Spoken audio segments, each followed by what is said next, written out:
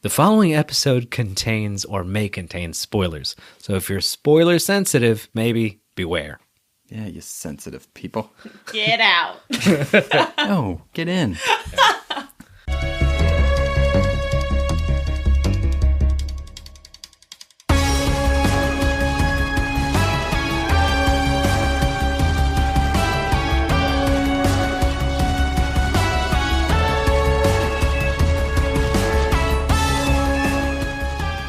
Mid-Knives Out conversation. Noah's here trying to launch the show.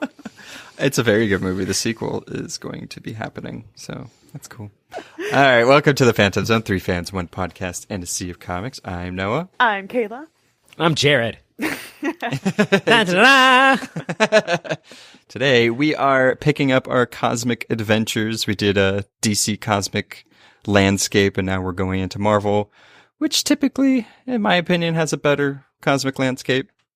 So It's more of it, I think. more, for sure. More stories, especially centered around the cosmic, not It's just very Green strange, Lanterns. though. Like, spoiler alert for what's to come. It's they're strange. I find it marvelous. Okay, well, I quit. So That's that's it. right. That's it. Yeah. No, but I will say, to be clear, because, listen to our episode, like Noah says, the DC Cosmic episode. I think it'll help a little bit because we discuss cosmic stuff. But also, I don't want to diss on DC too much. You know what I mean? Like, I think it's real easy to sort of be like, Marvel doesn't have any magic and DC doesn't have any cosmic, but that's not really true. No, it's just like specific pockets. Mm-hmm. You know, like the Green Lantern and I would say New Gods are the big, people that usually involve cosmic constantly. Mm-hmm. Yeah.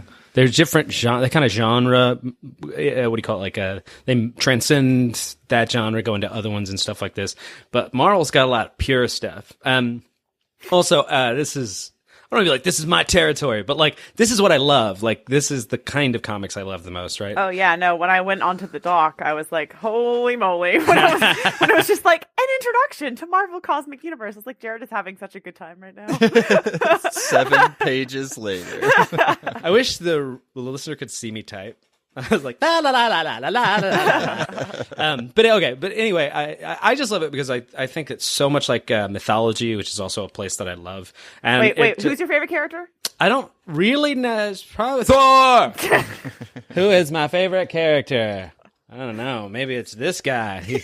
What? No one can see it except I know, for but us. you guys know. It's an organic moment. I'm holding a Thor doll. You Action keep figure. it close always. Yeah, he literally just picked up a Thor doll in that in your reaching lap? distance. It's behind my laptop, but he protects me from the internet. Okay. But anyway.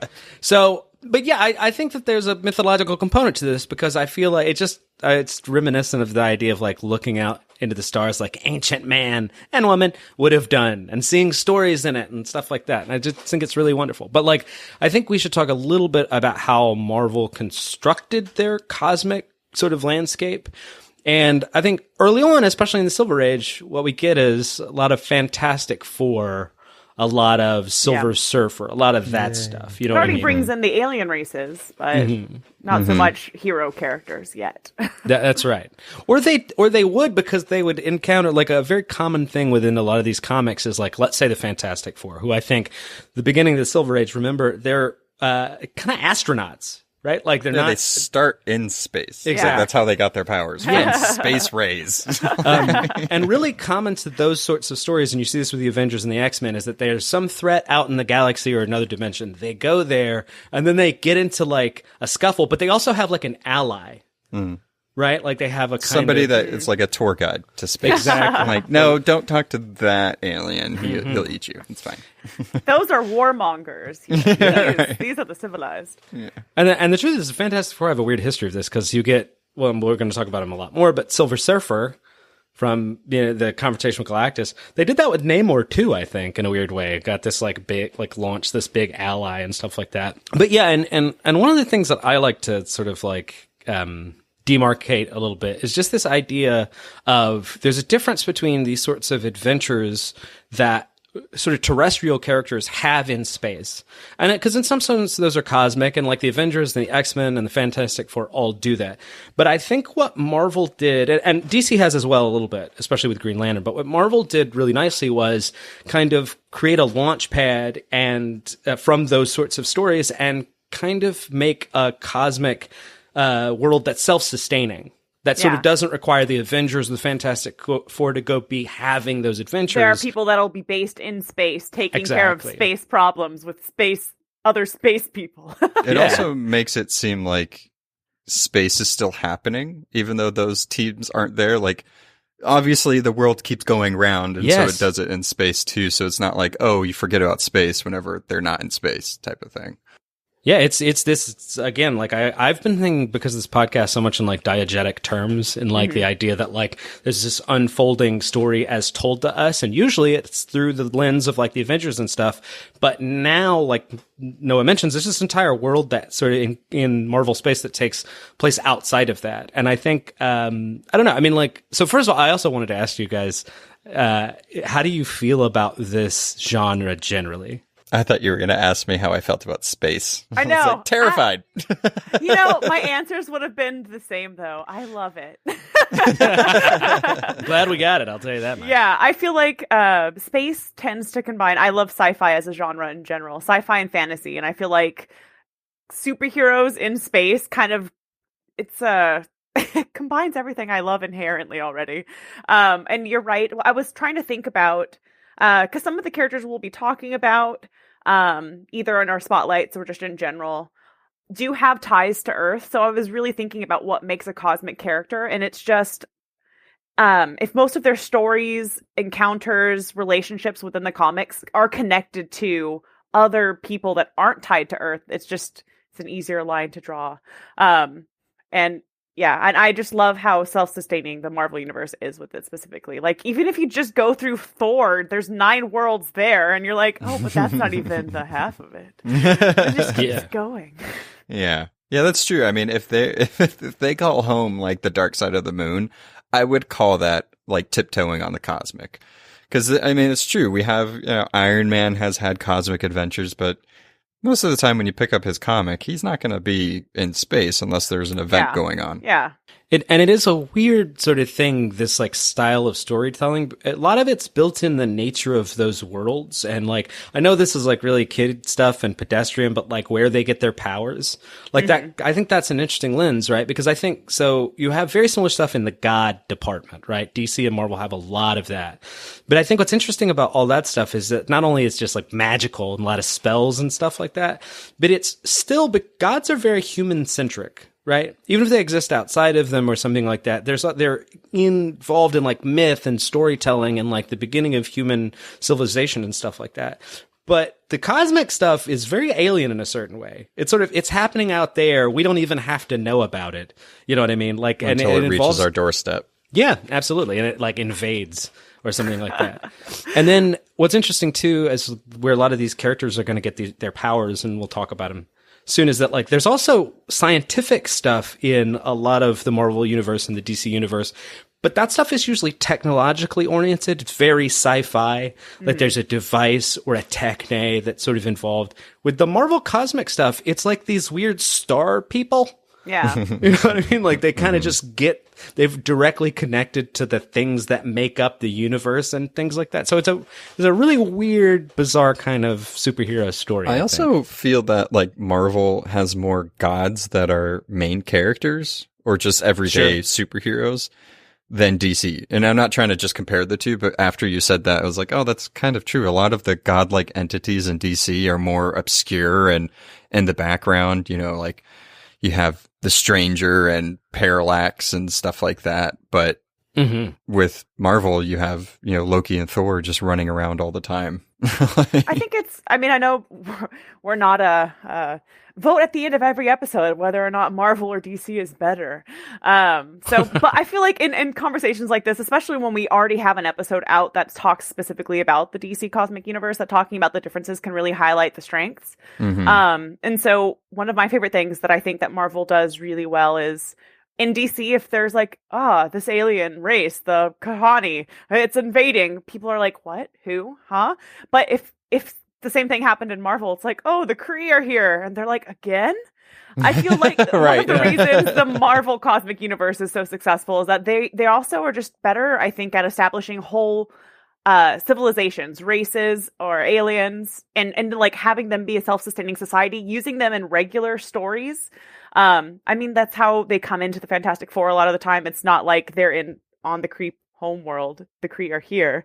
But that happens with the Avengers, with all of the other type of heroes, and you never really need to go back and explain it. So I feel like they've just woven it into the normal stories so much that when they go to the cosmic universe, they don't have to re-explain who this is, where they are. It's not so alien. Yeah, exactly. Even if this isn't your jam, likely you've heard of every single character we're going to be talking about in some capacity because they've interacted with the main Marvel universe outside of, or I was going to say outside of the cosmic universe, but really the proper term would be some sort of zoom in because of Earth.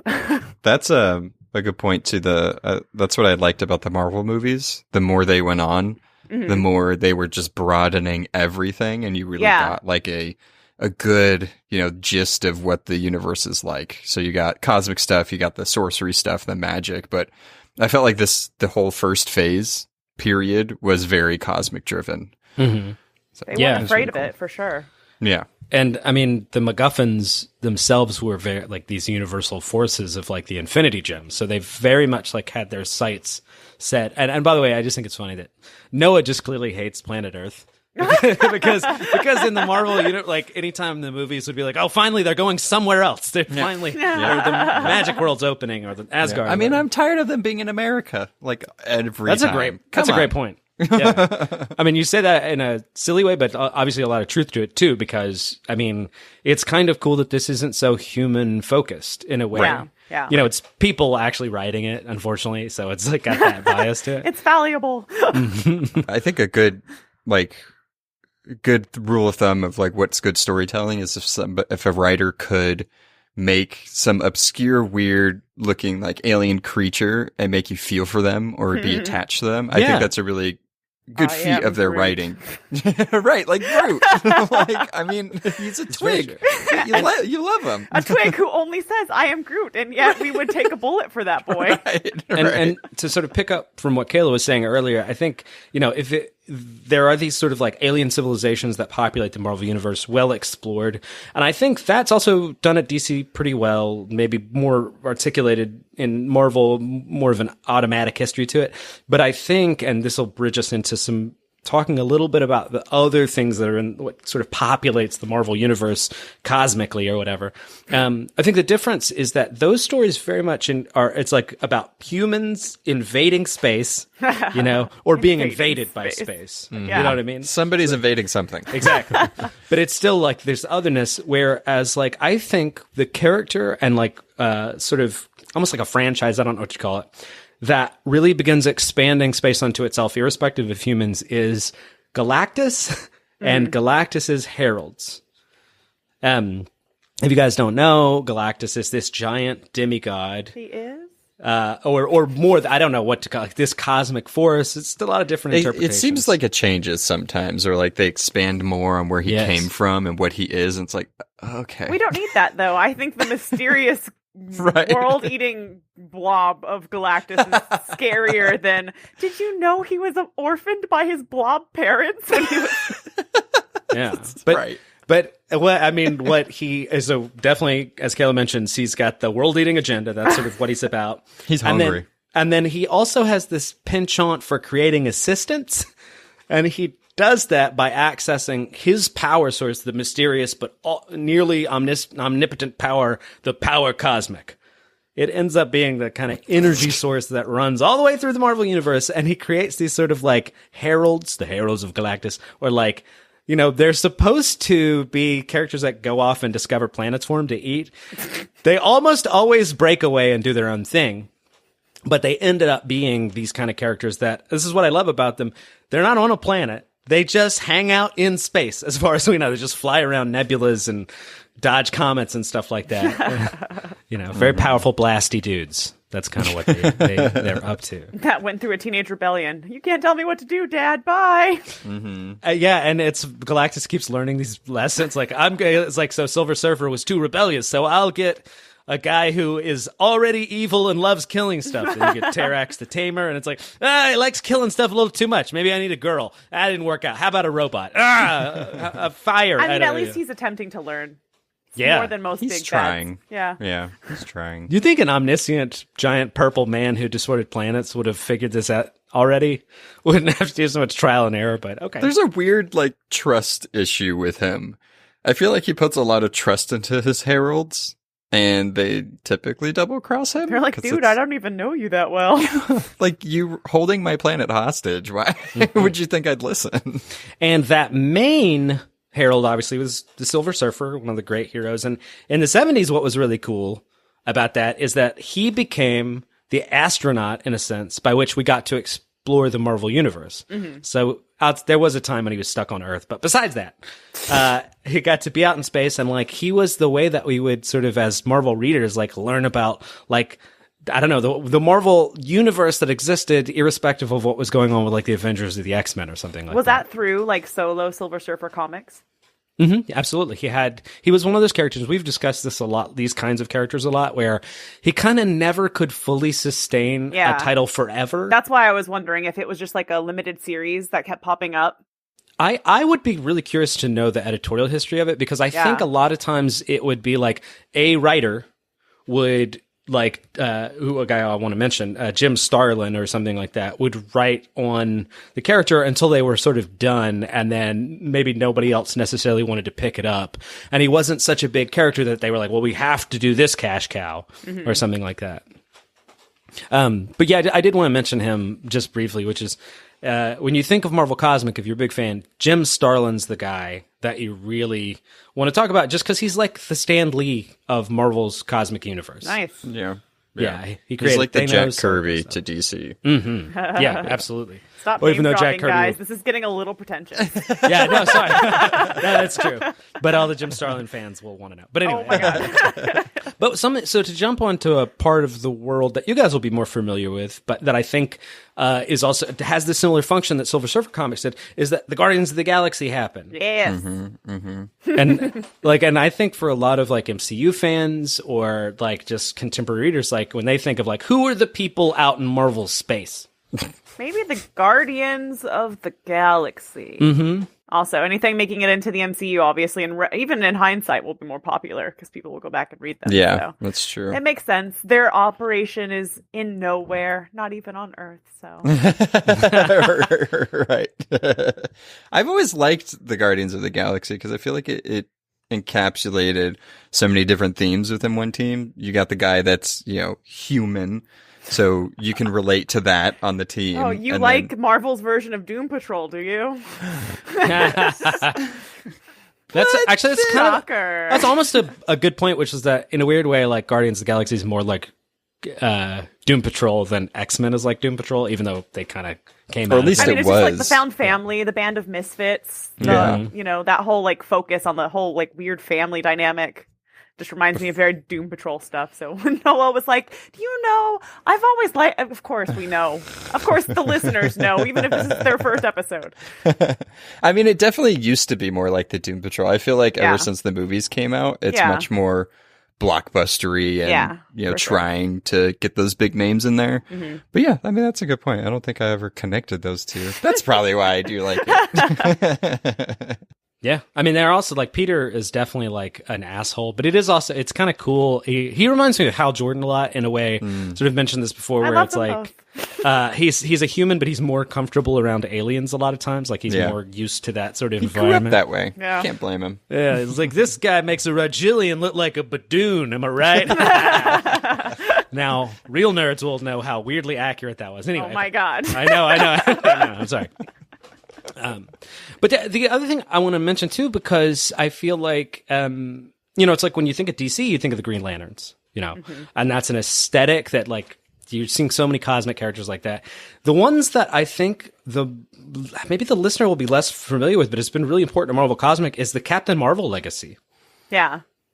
Captain Marvel is this huge character now. I mean, she dominated the box office for a while. She's been a really like takeoff character, but she's also, there's so many characters that sort of live in that aesthetic paradigm that like we're just floating around the Marvel universe for a long time. Like they're the original Captain Marvel and Quasar and all those characters and stuff like that. That's a big. They're at least I had to mention them. I feel like and Quasar. Yeah, I like how you tried to skirt past it, and it's like you could say the name. more on that later, folks. And I think that's interesting because I think also it's like some comics have this recursive tradition. It's like something happens and then they go and they have to do a new version of it or go back and refer to it. I mean, the handing down of the mantle, the passing down of the title is definitely something prevalent in cosmic or regular comics. Yeah. And that we can't. There's a big one though. I mean, I know the MCU has really brought him in and wait, showcased. who are you talking about? The Mad Titan, Thanos. It's true. It's Jim Starlin has brought Thanos in, and he's really captured people's attention. He was the architect of the sort of Infinity Saga. He brought the Infinity Gems in, and actually, the thing I always think is just crazy about this is that like some of the most important cosmic stories have taken place where Thanos is even though evil and trying to wipe out the universe in different capacities, even though he's the protagonist. Yeah. And we're getting to see the world, the universe through Thanos' lens. And it's because it's him looking at it. It's not a very pretty sight. So the Marvel universe he's explored is often the ugliest, most Cthulhuian reaches of it. I mean, you mean dark places. The guy that's obsessed with death has a weird view of the universe. As the term is courting death. And his adventures are usually not like the surfer's adventures, which is like going to different planets and saving people from different crises. It's usually you mean Thanos isn't the swashbuckling savior type? No, he doesn't have a surfboard. It's usually like, oh, there's a cosmic egg that'll birth a celestial. I better kill all the children on this planet to get it. Yeah, he's awful. He doesn't talk like that, but that's the point. You brought up the Green Lanterns, but there's one that's kind of the inverse. I wouldn't even really compare them, only in that they're like the police force of the cosmic. Yeah, can't talk about. That's true. Yeah, Nova, Richard Rider. Yeah, well, you guys are so subtle. Thank you. Yeah. Thank you. Thank you. This is our artifice. I'm glad you brought that up without any reading of it being on a paper note. We have to be organized. Why would you point that out? Kayla did that. It's her fault. Kick her out of the show. No, but anyway, it's something I kind of have to mention lately. Nova is like this everyman character in space. I mean, similar to Green Lantern, and he comes from a core of people that protect the universe. But I think what's most interesting about him in terms of Marvel's kind of like cosmic world is that I know I've talked about this 1,000 times on the podcast, but Annihilation oh my God, was a crossover. And it's important because I got to take a drink. I told myself every time you would say that I was going to take a drink. What, Annihilation? Oh, God damn it. It was a war and a crossover in the Marvel Cosmic Universe. Listen, I've mentioned it on the show before. I'm sure you're probably tired of it. But the important thing for us and our purposes is that it really relit the flame of the sort of cosmic universe. Marvel Cosmic, even though it was sort of still in the background and people were writing, it really was starting to die in terms of sales and its significance. And Annihilation brought sort of all that back. And Richard Rider was the sort of protagonist of that. And it made the Nova Corps and the Nova Legacy really central again to the Marvel, I was going to say cinematic universe. Unfortunately, no, that was wishful thinking. Maybe soon. Maybe we'll see. I mean, Nova Corps was there. Mm-hmm.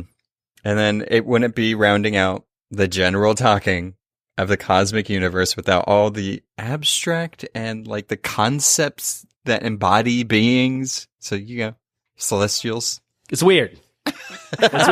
This is also a thing DC just doesn't really do as much of. It doesn't serve their stories as much. And I actually think DC has this weird, like almost like Judeo-Christian sort of thing going on where like you don't say. Yeah, where like Superman is the Jesus in the middle of everything. I think they like to emphasize the idea of like far more powerful things beyond Earth, just a little bit less.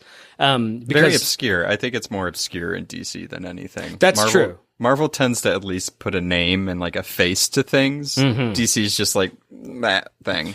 No, exactly. Or there'll be like specific characters or whatever. But Marvel, if you don't have a sense, this is the weirdest thing about their cosmology. All these different basic concepts like oblivion and eternity, infinity, all the cosmic things have a avatar that kind of represents that thing. And these are like universal constants. They're as power, they represent gravity, and they're usually, again, like as the stature of, like, they eat galaxies kind of big. But they, like, Lady Death is one we actually have a sense of if you're familiar with Thanos. We've seen the Celestials in the Marvel Cinematic Universe. But the reason they're important to mention is they have a tendency to be the driving force of a lot of stories within the Marvel Universe. That's just this bizarre outgrowth. And I think some of it is like, once you make one, you got to make 1,000 of them. Oh, great. Oblivion is after me? That just sounds terrifying. Exactly. And not only the concept of Oblivion, but a personification of the concept of Oblivion. It's like very they can run disturbing. after me. Oblivion can run after me right now. But I mean, and I think the reason that's sort of cool is that, like, they emphasize scale in a way that sometimes, like, so if you think about, like, you have Earth heroes, and then you might have the gods in DC or Marvel. It happens a lot. And they're Superman level kind of characters oftentimes, but they're still very walking around kind of like normal sized. And they have like swords or laser gun, like whatever it is. This is like a different territory where, again, they're like nebulas that have come to life. I meant the astronomical feature, not the Marvel character. Nebula. Yeah. Confusing. Yeah. Yeah, they're just kind of sitting there, just hanging out in space. So that's like those are the colors that are on the palette of the Marvel Universe's very cosmic. Very rich, very diverse. Very Bob Ross of you. I mean, I like the cosmos in any shape or form. I mean, especially we'll see what they do going forward, especially in the MCU. I'm curious to see where they reach to next. I mean, you're going to have people make bold decisions to really do what, like, the stakes are almost so low in comic books in terms of the stories that they produced, especially the less popular ones, that it frees the writers to sort of, like, if they can come up with some crazy concept and, like, give it form and do an A to B to C, they can do that. It's going to be hard for the Marvel Universe, I think, to make that decision to go with something that's so alien and weird and not human. I mean, like, Kayla, we've talked about, like, how much you kind of liked the stuff in the Thor mythos that wasn't on the ground. Yeah. Wasn't on the earth. And I think writers have such a tendency to want to stay there because they think it's more relatable or something like that. Yeah. It's too bad. Now I'm sad. I know there was it seemed like an awkward silence, but we were all just like pausing and looking off sadly into the distance. Space. Mm-hmm. Yeah, nice. All right. Time for some spacey spotlights. I like it. I mean, anytime you use alliteration, I'm weak for it. So, super. Okay, sorry. Have you done this before? Wrong universe. I get to tell you about Quasar. What? He's one of my favorite characters. And the dude with the bracelets? Yes. Wonder Woman? That's a woman. Says it in her name. But he does have bracelets. And the case I'm going to make with this character, with Quasar, is that he's better than he looks. You have to make a case for him. Yes, because he does look ridiculous. No, he looks great. No, it just doesn't like anything new. But here's the thing. No, I think he looks wonderful. He's one of my favorite looking characters. He's in the tradition of Captain Marvel, actually, like very one of those characters. But what I'm going to argue is that even though he looks pretty derivative, and he is in certain ways, he's actually very original, and he introduces a tradition that you guys didn't even know that you loved. Okay, so Quasar. He was his origin as Quasar, first appearance number 234 of the Hulk, 1989. Now, technically, the character Wendell Vaughn, his real name, it was before that, but he didn't start as Quasar until this moment. And to give you a basic sense of who the character is, as Noah mentions, he has these bands. They're called the Quantum Bands, and they give him power very similar, I will admit, to the Green Lantern. Except instead of green, it's yellow. Okay. So he's a Yellow Lantern. Similarly, but instead of fear, it's quantumness. Yes. So the interestingly enough, this is my metaphor, but like the quantum bands give him a connection to the quantum zone, which ends up being kind of for Marvel in the context of these stories, kind of like, how like the Speed Force. Exactly. Well, no. In this case, how the Speed Force connects to this world of speed. The quantum zone is sort of like this like side dimension that has all this potential energy. It like informs the Marvel universe. At least that's the story. So that's and like I said, so he's this cosmic character from Earth. He flies around. He forms these energy constructs, shoots beams, absorbs things, that kind of cool stuff. And he's got a cape and it's got stars in it. And that's Quasar. No, okay. So here's his origin basically goes like this. He's like this kind of loser-ish character who was in the Shield Academy, but he doesn't have the killer instinct. So not off to a good start for his defense. Well, that's the point. This is a story of overcoming. The beginning is not off in the end, Kayla. Thank you. Anyway, That's what you think. So he begins as a kind of like and the truth is he's not a loser. He's a really nice guy, but he's he's in the Shield Academy, but he's told he doesn't have the killer instinct, right? So he's just on some simple guard duty at the Stark, research place, and they've gotten a hold of the quantum bands mysteriously, like Tony Stark's people, and they're doing experiments on, like, it's a weapon or something like that. And our inaugural issue, this guy who's like let's call him Hal Jordan-y, very like gung ho. Is he a test pilot? That's the idea. He's something like it. He's very like test pilot, very brown jacket.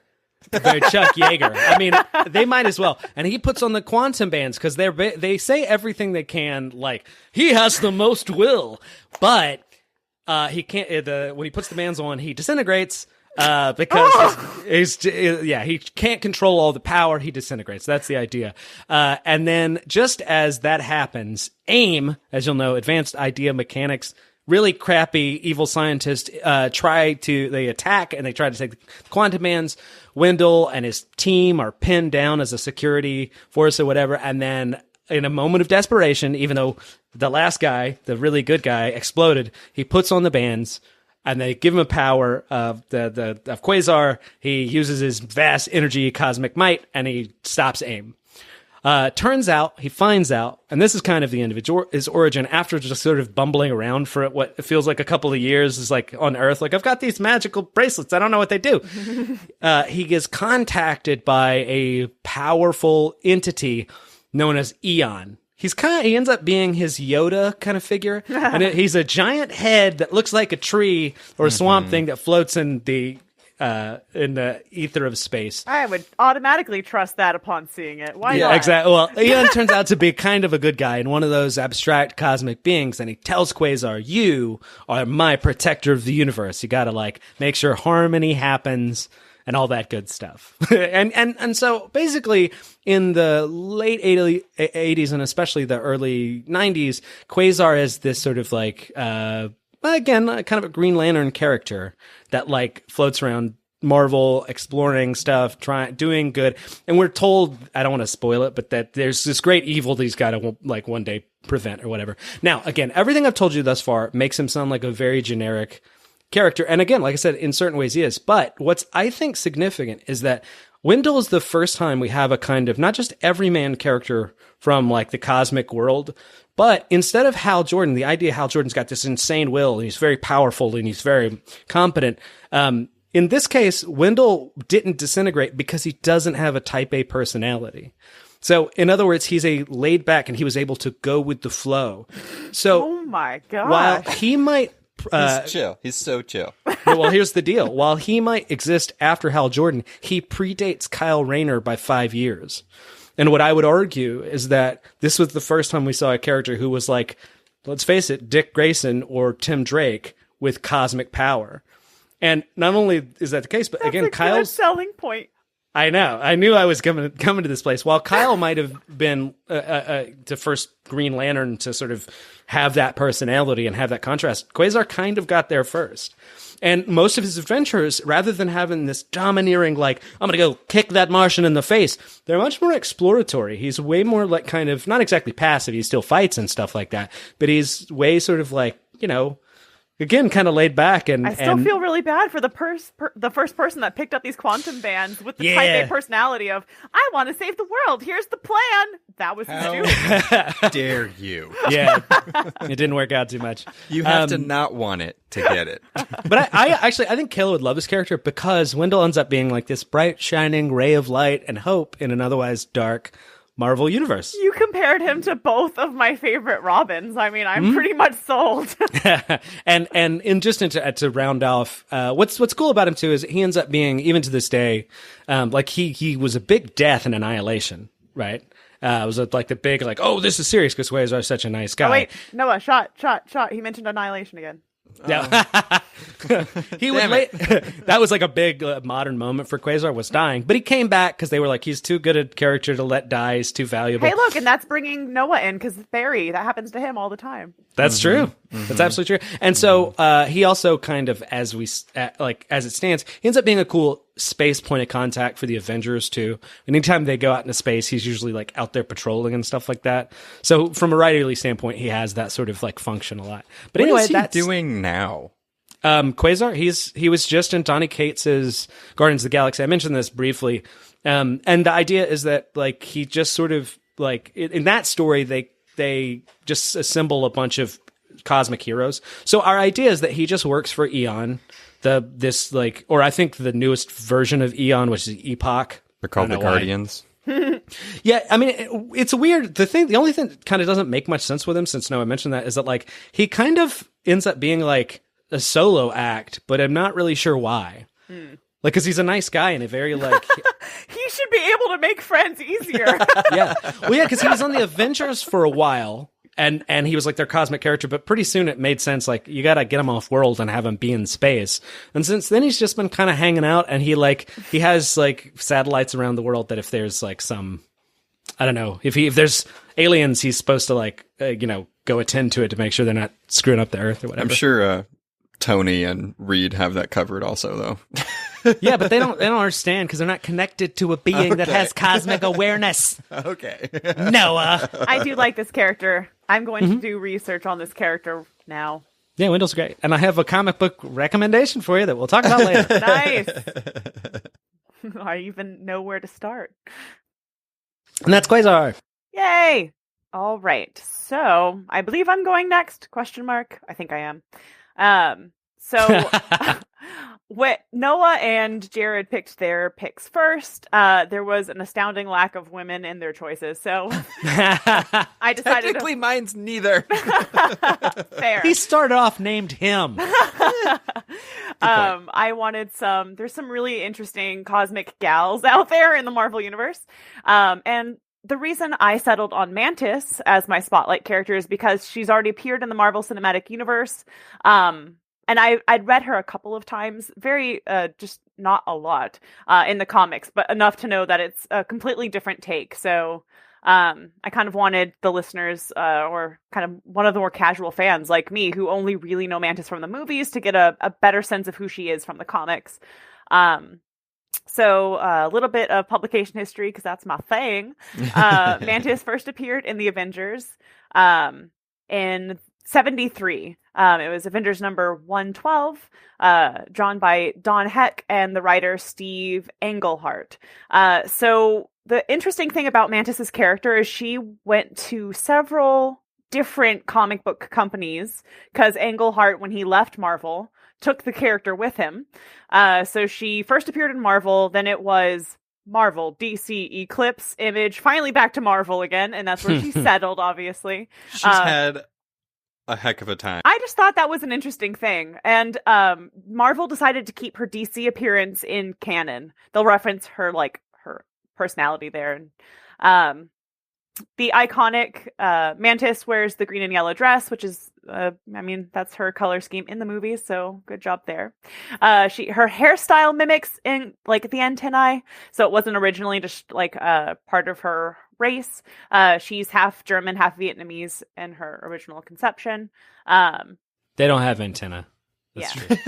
Humans, as far as I know, lack that. It was just a quirky anime hairstyle that she would wear. And her personality is also completely different in the comics as well. Mantis in the comics has kind of always been very assertive, very confident, instead of cutesy and shy like she is in the movie. They made her jokey in the They movie. softened her up quite a bit. I still think Mantis, she's like adorable in the movies. Every time she's on screen, she is like she makes me laugh. She's sweet. But it's very different than who she is in the comics, like I said. She's a lot tougher, a lot just more self-assured. She also is kind of more philosophical. I could speak. And has kind of a Eastern philosophy focus on life. Because of this, she refers to herself normally in the third person as this one and she instead of using I, which is, cute. It's an interesting way to talk for sure. Right? Seems like too much work. Well, she kind of weirdly, this isn't so much in the text, but she kind of began as almost like an exploitation character. Oh, Like yeah. Okay, yeah. Oh, yeah, no, totally. To explain why she belongs in the cosmic universe, you have to go a little bit past her origin story, really. Her father leaves her in a temple in Vietnam, run by the Kree, called the Priests of Pama. The Kree believe she might be this prophesized celestial Madonna and mate with the eldest Katati. Kotati. Remember, we talked about him as when we did the Skrull and Kree. Yep. The Kotati were the plant people that the Kree almost wiped out. Yep. So she's fated to mate with one of the older of these plant people and give birth. Gross! Yeah. Give birth to the celestial Messiah, which is going to be the most important being in the universe. So, off to a great start. No pressure there. She's trained there in martial arts. When she reaches adulthood, her memory is wiped because she needs to gain real life experience. And of course, for a woman in the 70s, real life experience means being a prostitute and a barmaid in Vietnam because... Well, to be fair, I did that too. Yeah? Well, then I guess it goes beyond. Her introduction into the cosmic universe, she meets a character named Swordsman. They join the Avengers. She learns her origin, that her father was the Libra in this team of the original Zodiac. So with the Avengers, she has lots of space adventures.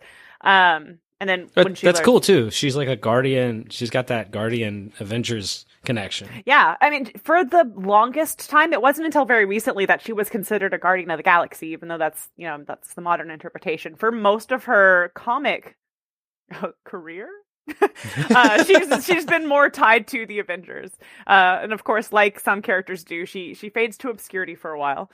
But after Mantis has several cosmic battles with the Avengers, it's confirmed that she is the Celestial Madonna. It's important because there are several different characters in the Marvel universe that is this the Celestial Madonna? It's Mantis.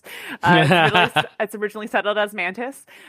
She marries the Katatai. I cannot say that word. Kotati. It's fun to say. It is fun to say, except I feel dyslexic. All of the vowels are mixing up in front of my brain. Whenever I see that word in my notes, I'm like, what is that?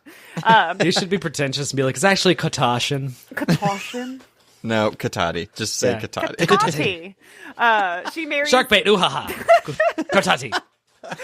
Focus, Kayla. Focus, guys. Once it's confirmed that she's the Celestial Madonna, she marries the Katati, who creepily is in the reanimated body of the Swordsman, who she had a love affair with, which is very creepy. She leaves the Avengers when she mates with the Katati, and she leaves the Earth to have a child. She eventually bears a child that is the Celestial Messiah, Sequoia.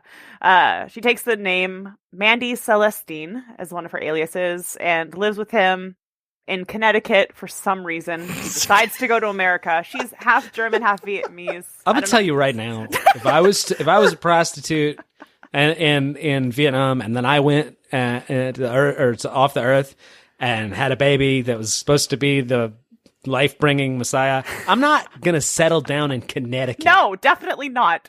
I mean, if you had to choose the states, Connecticut isn't the worst. Not place, a good move. That's one of the last. Odd, for sure. But when she has her child, she raises him for a couple of years in Connecticut. Eventually gives him back to his father's people, the Katati, so they can raise him. And fun fact, she only begins to turn green and manifest some of her powers, invulnerability, because of her pregnancy. before. She really was just this badass martial artist woman who had a weird hairstyle and was from Vietnam.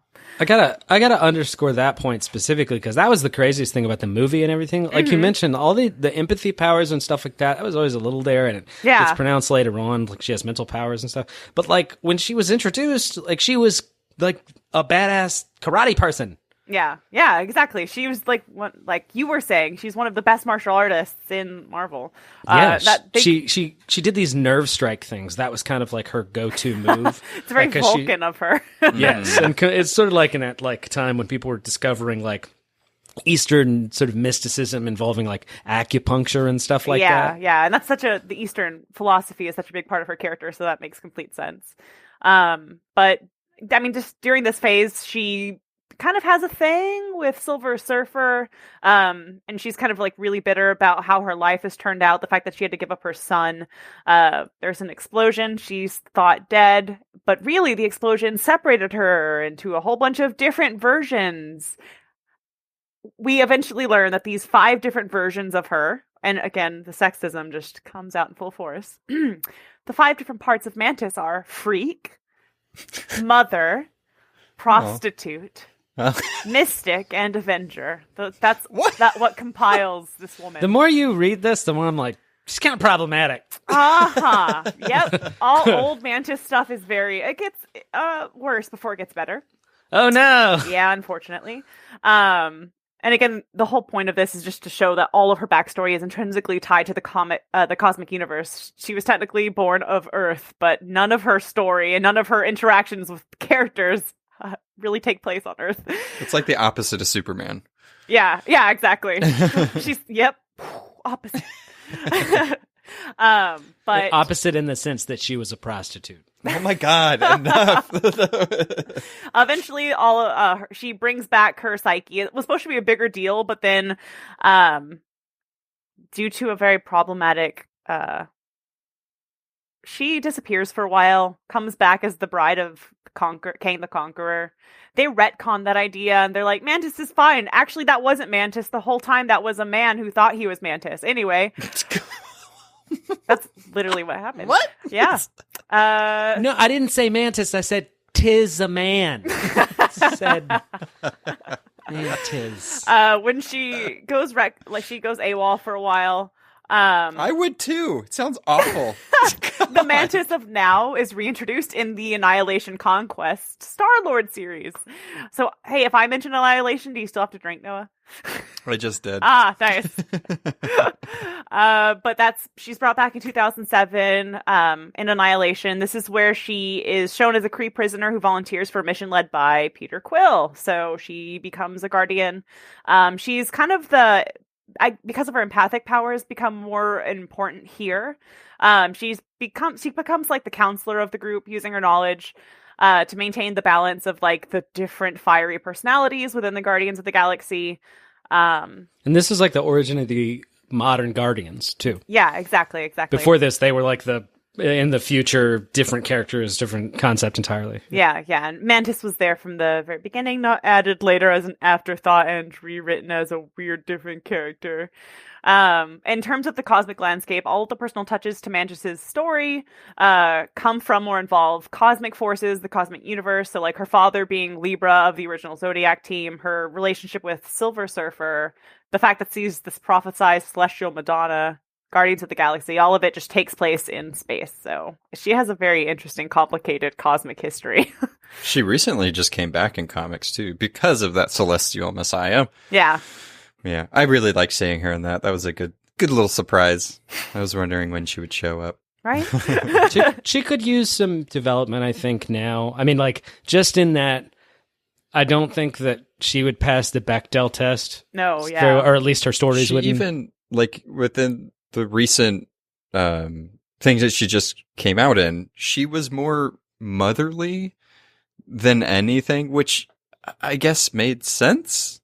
Because she was talking to her kid, but also it was more, you got to give more than that. Like, Mantis is more than that. Remember, Mother is one. Oh, she's also mystic, prostitute, and a freak. Don't forget that.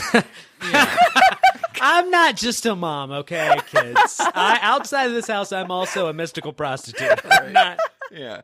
There was just a really cool part where she helped Invisible Woman amplify her powers. So Yes. it was just like, it showed that, oh, she can do stuff. You know, she's not, where has she been? Yeah, and ironically, when she started, unfortunately, even though it was a sexploitation character, she was more determining and like more of an individual force as a character. Later on, she ends up being the sort of facilitator of a lot of like, you know, male characters or something like that. Yeah. But I agree, still very cool. All right, so my pick is Adam Warlock. Cool. Or Adam. I like or him. Him. I'm so glad you did him because I would have if you didn't. The thing that brought it to my, I guess, why I wanted to do him was I'm still upset that James Gunn decided to cut him from the second movie. And I'm fine with that he did that because Guardians of the Galaxy 2 Volume 2 is great. And I'm hoping that when he does a third one, maybe we'll see him. There's just that little tease that you see and I want more. And so I figured I'd talk about him because he's not Silver Surfer. He's not Thanos. He's not these big names and he hasn't been around that much anymore. But I do feel like he was really a big pillar of the cosmic landscape. What a cool MCU like introduction too, by the way. Yeah. When she's like, I think I'll call him Adam. Spooky. I mean, that's one way to introduce somebody. It was a cool nod for fans that know what she's talking about for sure. All right. So the great Stan Lee and Jack Kirby actually introduced Adam Warlock in Fantastic Four, number 66 in 1967. So Fantastic Four were also a good vehicle to introduce cosmic stuff, cosmic beings, cosmic characters to be introduced into their stories. Adam was actually created on Earth from these scientists called the Enclave, and they wanted to essentially make the perfect invincible humans. And they got Adam. He's a gold man. Think of Rocky from Rocky Horror Picture Show. That's what he is. That's what he looked like. He has that stupid bowl cut and everything. That's what he first looked like when he was first introduced. So keep that concept in mind too, because that reverse atavism, remember when I did a Captain Comet? It was a very similar idea that like this is like human potential risen to its ultimate end. Right. And as he's in this cocoon and you saw it in the MCU. It looked more like a sarcophagus, I would say, in the MCU. But while he's forming and his creators are forming him, he starts realizing what they want to create him for. And he is like, whoa. Wait, this sucks. Like, y'all suck. I'm done with this. So he kills all of them. He destroys the Enclave because he's like, you guys are bad. I'm going to murder you because I'm good. I love that so much. Like, hey, you guys are evil. Yeah. Murder time. Yeah. And then after that, he does have an encounter with Thor and gets put back into a cocoon. So one thing to understand about Thor Adam brought the Warlock, hammer down. Yeah. One thing to understand about Adam Warlock is whenever he's like dying or near death, he goes into a cocoon, which the visual is hilarious to me. I think that just thinking about it, it's like, oh no, I'm dying, and just gets into a cocoon, then comes back out and he's fine. But this happens a lot. This is one of his stories, and there's a big theme of like Christ with him. I feel like he's very much like the savior. He's, my creators forsake me. He has risen again. Exactly. For like the 8th time. Yeah. So his name's Adam too. Yeah. Exactly. So this high evolutionary finds him and he makes this planet called Counter Earth, essentially all good. He wants no evil in it. It's supposed to be all good. Can we move there? It's not as good as you think. No, yeah, it's not. Yeah. Yeah, and this high evolutionary, he's making more creations. He has to populate this planet, and he's very good with doing that until Man Beast. He's Dr. Moreau in space. Right. One of his creatures, Man Beast, actually introduces evil to Counter Earth. No.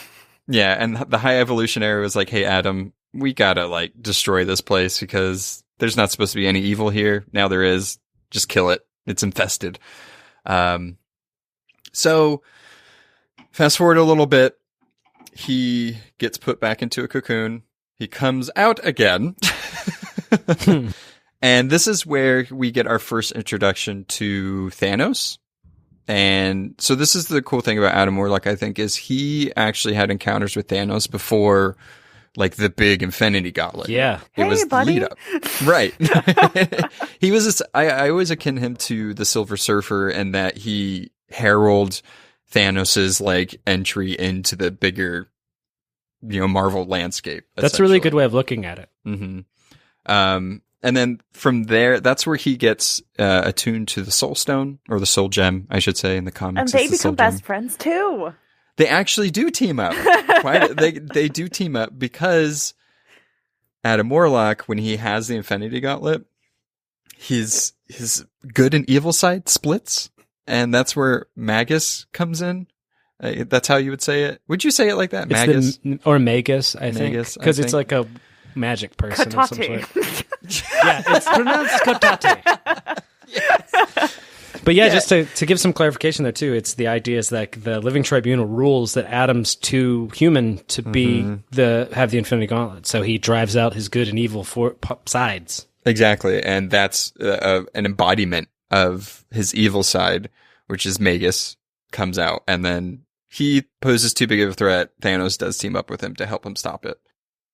Oh, and how do you know that he's evil Adam Warlock? Because he's purple! Yeah, he's purple, and the first iteration of Magus, which is a future version of Adam Warlock that comes to the past to like put him on his evil journey, essentially. Oh, no.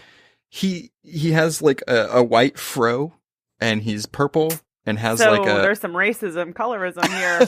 Well, I it think could it's just be- more yin yeah. and yang. Like, Yeah. Adam Warlock is this which gold. one represented bad? He's like Well- the photo negative. No, I mean, I agree with Kayla that I do feel like there was some subtle like racism in there. Some white people got froze.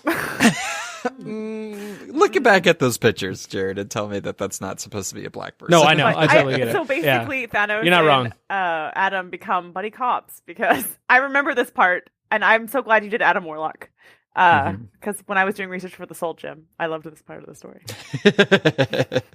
Yeah, and so that's a big story about him, but I did want to go into his powers a little bit. I know this is a little wonky the way I'm doing it, but I feel like it makes sense to what this character is and how he's connected to the greater cosmos. Also, I feel like they've written him really weird over the years. So, due to his like genetic structure, his bone and muscle tissue are denser than normal humans. He has super strength, stamina, durability, agility, reflexes. He can't float; he'll sink. Exactly. He also has this weird, like, multi-compartmental brain that, like, grants him cosmic awareness. So I don't know if he can just, like, put his, like, quote-unquote human sides, like, inside one little container in his brain and be like, I see all the universe now. That's Like, awesome. yeah. Also can create a cocoon, and he's close to death. But in his original incarnation, he was able to project blasts of cosmic energy, concussive forces, fly at great speeds, travel to different dimensions, create solar vortexes, molecular walls, flame barriers. I mean, really whatever you can imagine he could do. And It's actually a lot like the Eternals, weirdly enough. Yeah, and I feel like whenever it goes into this cosmic territory, their powers get absurd, and they usually have so many different types. He does really, I guess, the Soul Gem is really where his main focus comes from. He seems to be more attuned with it. He can go into Soul World. He can take people out. He's really more connected with it. Once he does lose all of that in the gem, I feel like more recently the writers wrote him to have those powers anyway without the Soul Gem, which I'm not too big of a fan of. He's more mysticky now. And He's kept in such mystery, and in some sense always kind of has been. Like, he kind of had just plot powers at some level. Not like magic where he could just like bring things into existence, but like it's like if he needed energy powers, that origin kind of just leaves him open to be able to do all kinds of wild shit. Yeah, exactly. Well, that's what happens when you're friends with Thanos and a Soul Gem. Yeah, right. It's true.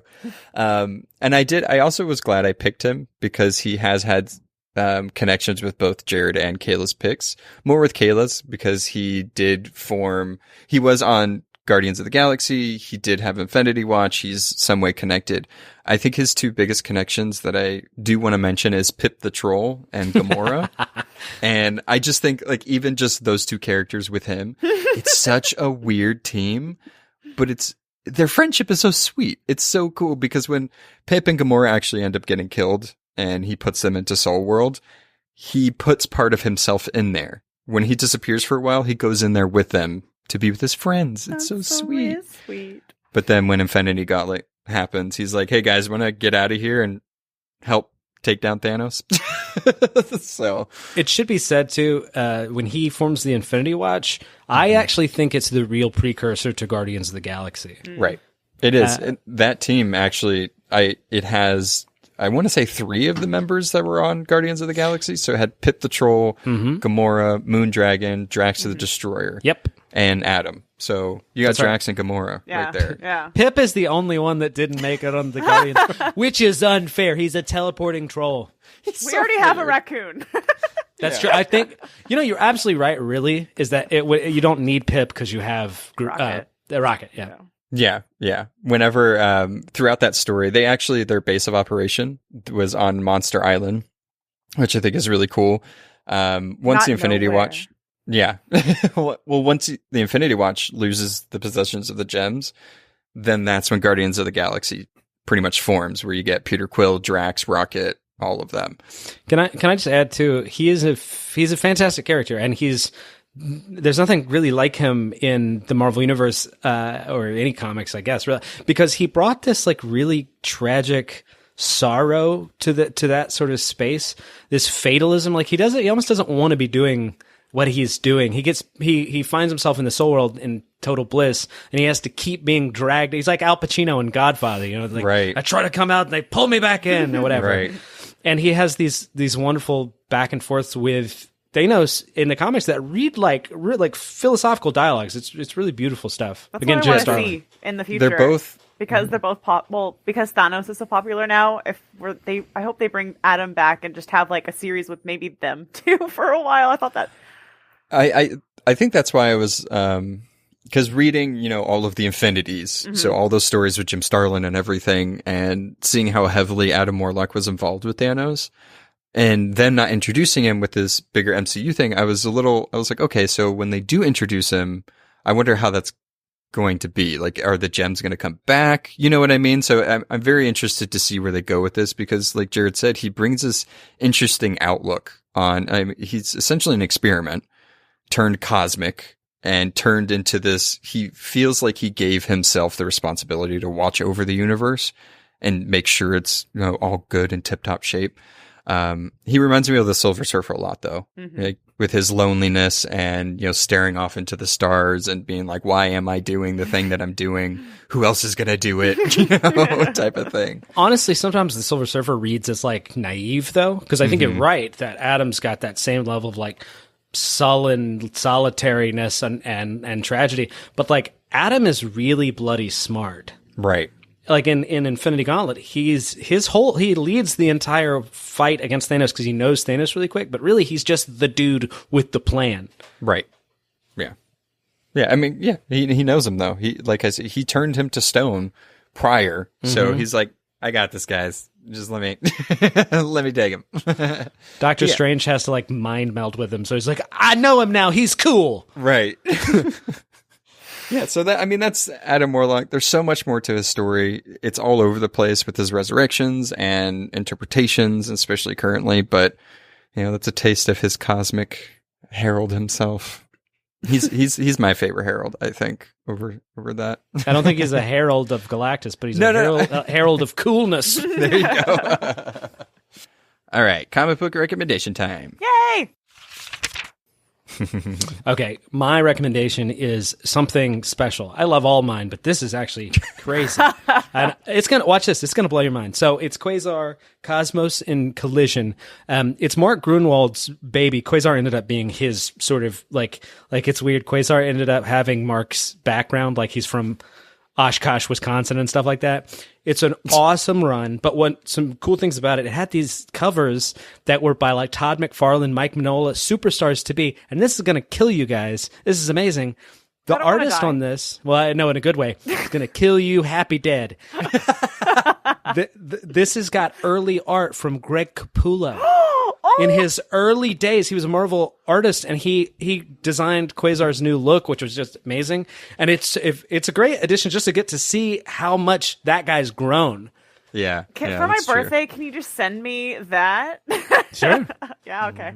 Yeah, your birthday is next month. It is coming up soon. Mm-hmm. No, not next month. 2 months. It sounds I thought it was already October. amazing. It's almost October. But that sounds like a super cool recommendation. And literally, guys, I want this for my birthday. That's really good. You heard it, listeners. So my recommendation is Guardians of the Galaxy by Dan Abnett and Andy Laning. It's that's like the whole 25 issue run by them, but the story that I'm going to reference is going to take place in the first 12 issues of volume 1. It's right after the Secret Invasion stuff on Nowhere, where it's revealed that Peter, Quill, and Mantis gently guided and influenced the members of the Guardians to join, and the members find out and are super pissed, and the Guardians breaks down, and boom! So it's a really dramatic, Mantis-centered story that delves into, again, more of like the dynamic between the Guardians of the Galaxy and their relationships with each other, which is what I look for when I'm reading comics in the first place, is relationships. Abnett and Lanning, definitely huge modern Marvel Cosmic writers. Good team. The art's so pretty. My recommendation for Adam Warlock is the Infinity Watch. What? So the one from Jim Starlin.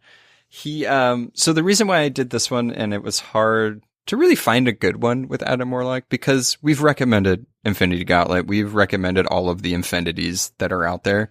But I feel like this one, since it's more focused on Adam Warlock and the team he comes up with, because he's essentially tasked by the Living Tribunal, because he gets the Infinity Gems, and he's like, separate them. Don't let them ever come together. So he forms a team and then gives each one of them a gem.